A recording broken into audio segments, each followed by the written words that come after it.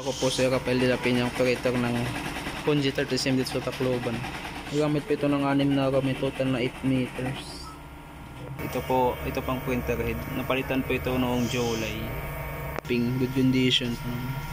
Head clean.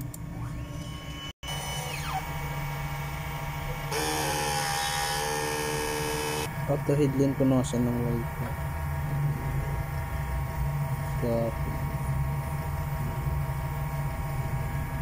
Soil test.